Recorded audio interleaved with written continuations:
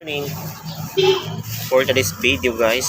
So today is pinakamaaga ako nagising kasi yung gagawin ko yung aking hair color, guys, kasi yung buhok ko is para mas unique siya tingnan. So ang gagawin natin ngayon is tayo magkukulay kasi ako lang naman nagkukulay ng aking buhok, guys. Kaya so magkukulay tayo ng buhok. Anong kulay yan? Brown. Kukulayan natin ang ating buhok. Ayan, so gagamit tayo ng gloves para hindi po didiretso dito sa pinaka-skin or kuko natin yung mga color para hindi siya mangitim. So ayan, yung nagtimpla na ako, guys. Ito, guys. Yung 6% po yung ginamit ko na guys. So ito siya. Yung ginamit ko yung 6% sa ito. Yung binili ko original to, guys, ha. Kasi hindi ako gumagamit ng local na Kasi ito siya, hindi siya masakit sa ng buhok. So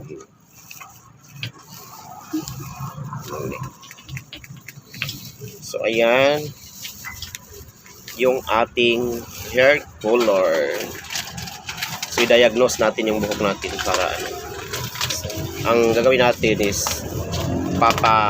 relax muna natin ng 5 minutes para medyo magano yung gamot, guys, yung medicine, diba, bago natin i-apply sa pinakabuhok natin. Ayan, iba medyo nagko-color siya. So bago ko siya i-apply, mga 5 minutes muna para pag nilagay ko siya doon sa pinaka-hair ko is tatalag na siya agad. Ayan. Thank you so much for watching. Good morning, everyone. Ayan.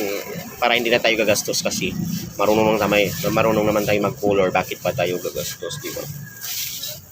Kasi hindi pa natapos yung aking barber salon na ilalagay dito, guys. Ayan, guys. I-develop ko pa kasi yung yung silong ko, guys. Ay, yung sa likod. Pero may nakausap na ako na hairstylist na yung maghahawak dito. Ready to na kasi ito, guys, yung pwesto namin. Ready to salpak na. Tsaka may na ako na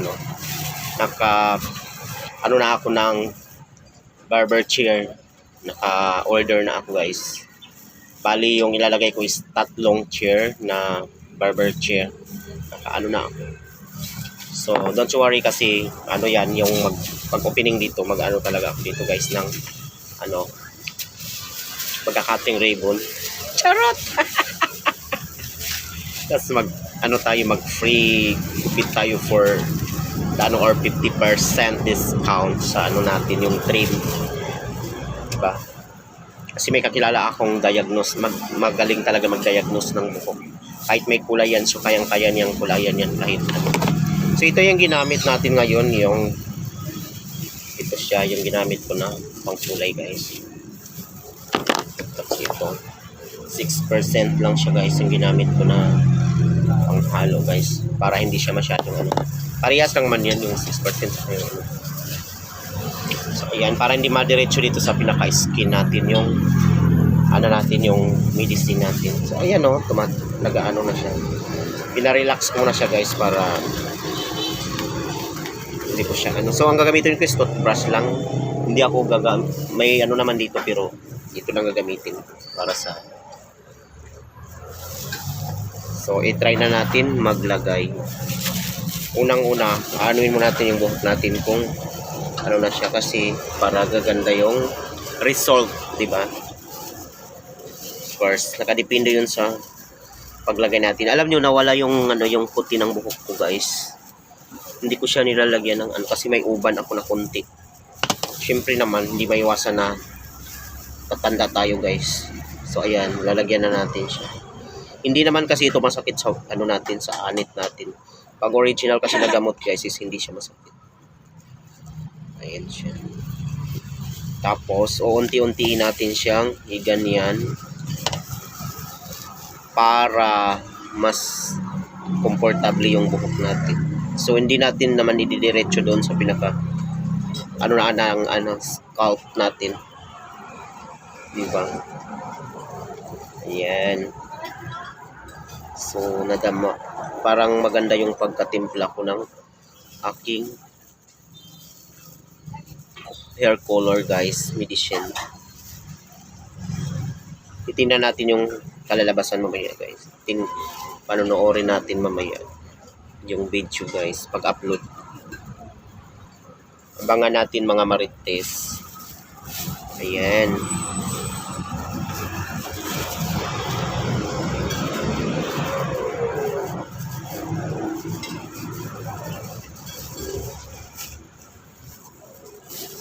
Ayan siya, guys. Tapos unti-unti natin iganon para malagyan siya lahat at hindi siya magpuntak-puntak, guys. Ganun magkulay ng buhok, guys.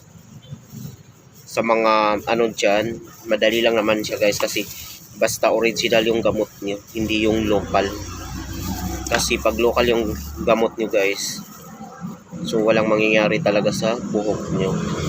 Titigas at siya. Ito siya, maganda to, guys. Ayan siya. Dapat nag-live ako, pero video lang yung ginamit.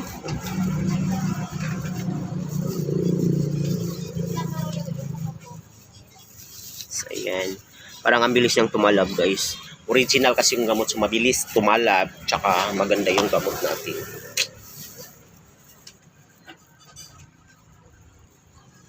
Manood lang kayo, guys. Huwag kayo magmadali.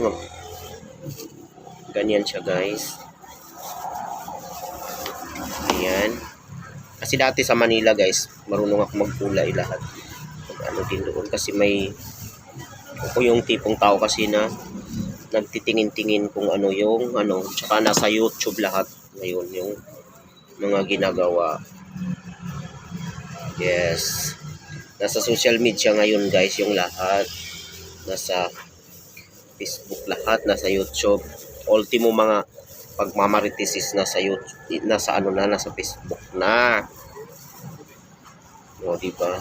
May sahod na yung mga marites, mga marisol, mahilig magsulsol. So, ayan. Kasama sa business yung pag-chichika, pagmamarites, guys. Pero make sure na pag nagmarites ka is kaya mong kanindigan. Ayan. Yan ang galing, oh. Nagkukulay na siya, guys. Ang bilis magkulay. Kasi maganda yung gamot na binili ko. Original kasi siya, guys. Hindi siya pipitsugi na gamot. Diba? Alam niyo, ako lang yung nagkukulor sa buhok ko, guys. Dati nung sa Manila naman ako, doon ako sa pinaka-fake salon kasi ang fake salon is isa sa pinakamagaling pinakamagaling mag-hairstylist. Talagang sure ball talaga na magagaling yung mga hairstylist doon sa fake salon sa Manila, guys. Tapos marami kasi akong kaibigan na magaling mag hair color, magaling mag-gupit. Kaya may chance po ako na matutunan ko ang lahat ng mga guys. Kasi minsan tumatambay po ako doon sa tapos nung nag-test da ako doon sa Manila, guys. So ayan, tapos may mga salon yung mga kaibigan ko. Mayayaman kasi yung mga kaibigan ko na mga friendship ko is may mga salon talaga sila. Diba? Kaya nagkaroon po ako ng idea mag-business for salon. Hindi po ako magdadalawang isip talaga. Actually, bata pa ako, na yung barbershop yung pinaka dati nung sa Manila. Kaya pag may kakilala akong may barbershop, so doon ako nagtatambay. Diba? Kasi para makakuha ako ng idea.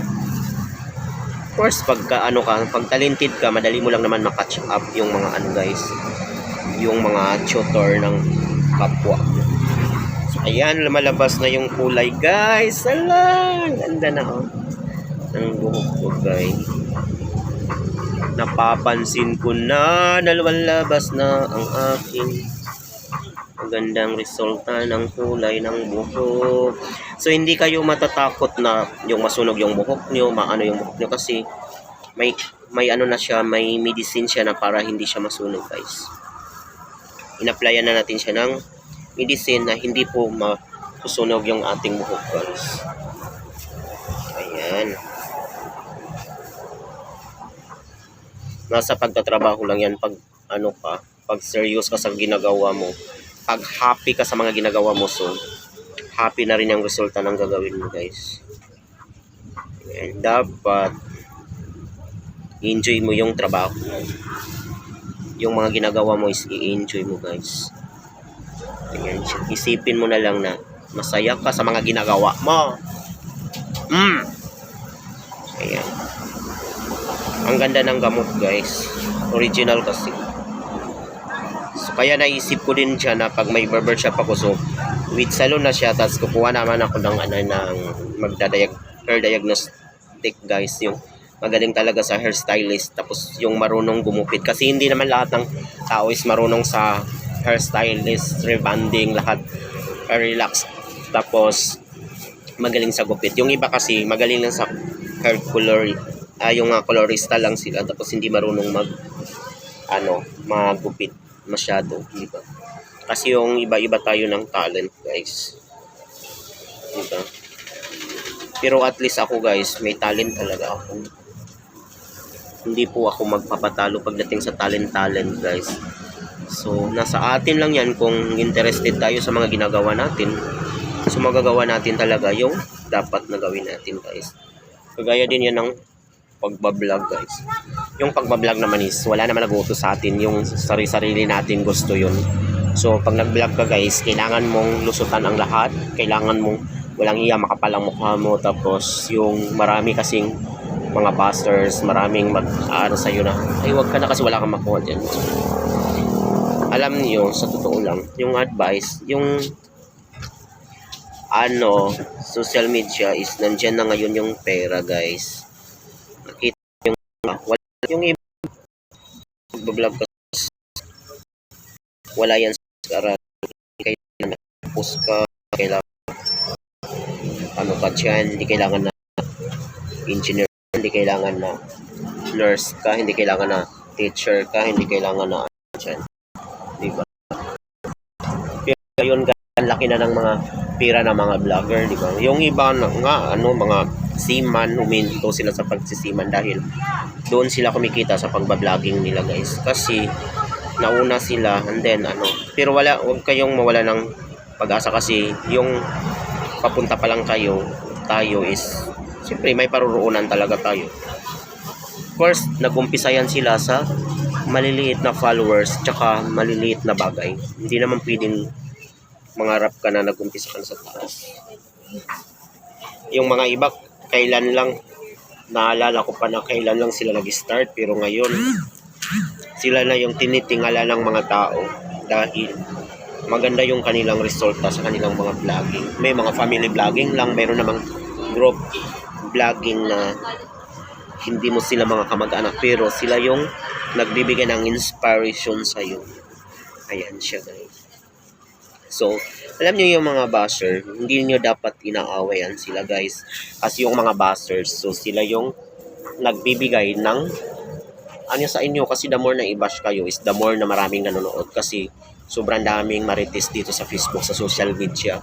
So kaya nga advice, huwag niyong awayin yung mga bashers ninyo, kasi kaya kayo binabash dahil may nakikita po sila na hindi angkop doon sa mga ginagawa nyo minsan, kasi hindi naman perfect yung mga ginagawa natin dito sa social media. Yung pag content creator ka, talagang hindi naman perfect yung lahat na ginagawa mo. Kaya pansin nyo na yung mga nagsasahod ng malaki sa Facebook or sa YouTube, yung mga nababash. Kasi yung iba naghanap talaga ng paraan na mabash sila para mas lalong lalaki yung sahod nila guys. Kasi nasa views yung pinakabasihan ng Facebook saka sa YouTube. Magkaiba kasi yung YouTube saka yung diba? Hindi yun isa, yung Facebook guys. May explanation yan, mahabang explanation.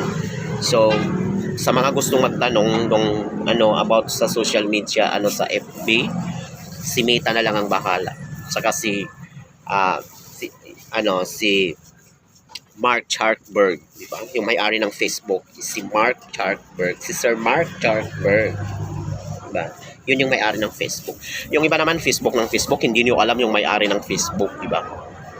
Dapat alam niyo rin, hindi yung video kayo ng video, salita kayo ng salita diyan, tapos hindi niyo alam yung mga ginagawa niyo, di ba? Dapat alam natin yung mga ginagawa natin. Tsaka huwag kayong mahiya magsalita. Kasi pag nahihiya kayo, ibig sabihin, hindi pa kayo matatawag na content creator. Kasi ba't kayo nga nahihiya, pinasok mo yan eh. Kung pinasok mo yung maging content creator ka, hindi ka dapat nahihiya mag-video. O, di ba? Anong ginagawa mo dyan? Yung wag lang na, yung talagang ilalabas mo talaga yung buong katawan mo. Kahit na, dyan yung, sa palagay mo na doon ka nagkiklik, doon ka, di ba? Hindi yung, ka doon sa hindi ka nagkiklik. Alam nyo ako kung hindi lang na-hack yung ko, yung Facebook ko na old, siguro isa na ako doon sa pinaka namamayagpag na guys, sa social media guys, yung sa Facebook ko, kasi ang dami kong doon, followers and friends, marami doon guys. So ngayon, bago yung Facebook ko, pero yung YouTube ko guys, ko din yung YouTube kasi siya, yung doon nakikita ko talaga na parang doon yung future ko sa pinaka ko, sa pinaka YouTube channel ko guys. Kaya pa-subscribe po ng aking YouTube channel, Nico TV Vlog, para matulungan niyo po ako guys, diba? Okay lang na i-bash niyo ako, basta manood kayo or mag-subscribe. Hindi ko kayo aawayin guys. Friends tayong lahat. Ay, te. 223 tayo ang atong bayron no ay change. No. Nagkukulay ako ng buhok. Ako ready. Minsan na. Change ni mo sa 1,000. Ay, kuha ka pa nila kay ate. Ako iyang Change ko. Ilang sa divide sa bill no. Bill 1,000 ta dahil mo tong 760 pesos ako 220 under so 7 so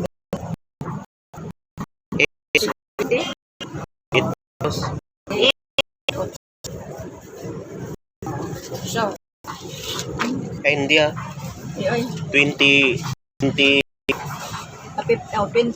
27.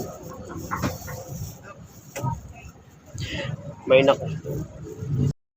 kumuha man naman. Nung long sleeve yung anay hindi pa niya binayaran. sige lang Sabi ko, utangin mo na lang kay okay lang this oo nga. At least ma-dispose sila.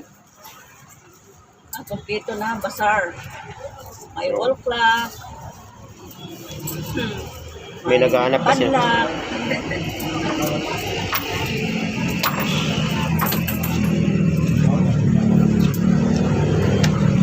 Hindi ko ito nilagay pa tapos puputang dito nilagay sa phone. Pero nag-list lang. Nag-list na kasi sa nakautak. Oo. Nag-list na kang imo kay para hindi doon mo kinsa. Alam mo, yung tandaan ko man. Matandaan mo. Hindi naman marami. Oo. Hindi naman lahat ko. Isa-isa lang mag-ano. Ang pila niyo politik. Ana?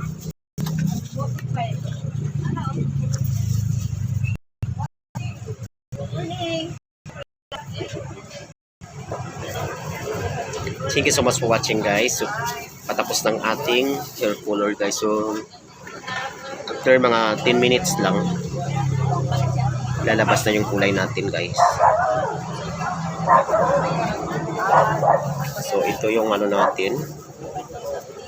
Magpapatunay talaga na marunong ako talaga at magaling ako guys. Ito yung magpapatunay na talented talaga. Hindi kagaya po, gaguro na po na sa mga kwan ba?